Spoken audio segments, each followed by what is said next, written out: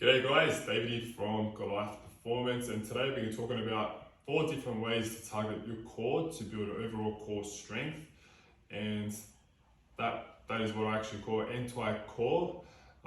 Which basically means you are going against a resistance, load, or even gravity to work against that, your opposing side usually, which creates an anti-type of movement pattern. So with the patterns, we've got the first one, the most common one that everyone's sort of doing, is anti-flexion. So one of the movements there with anti-flexion would be a sit-up. So my little stick man over here is on a seated position, and he's doing a sit-up going against, let's say he's holding a 10 kilo plate, and he's going against that weight, and he's doing a sit-up, so it's creating an anti-flexion.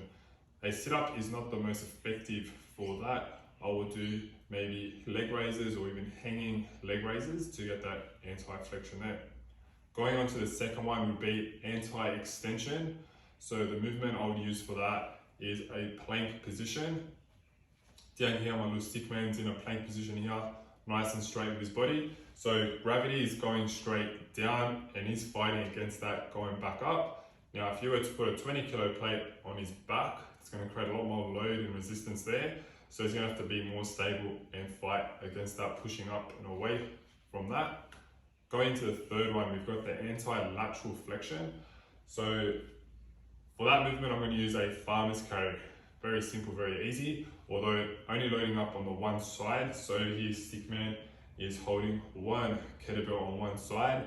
That side there is obviously having the load resistance pulling down, and he's fighting away and against that, pulling up the other way, which would be his opposite side of his body.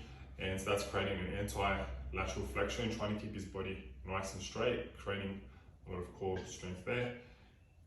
To the last one would be an anti-rotation.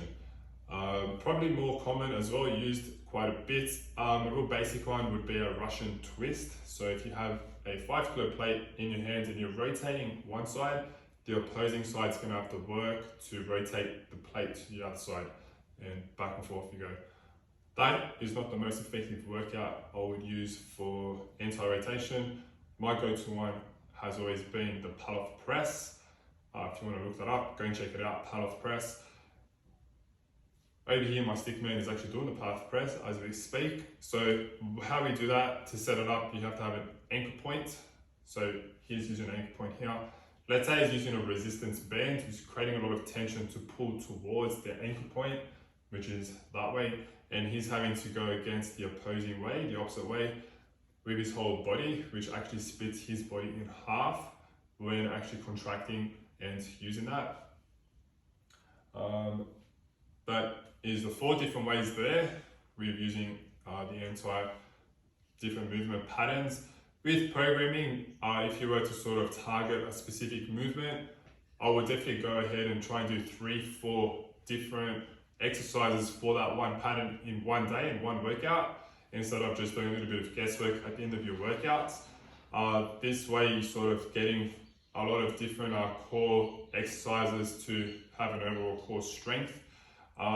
Makes it a bit more exciting, a bit more into the workout.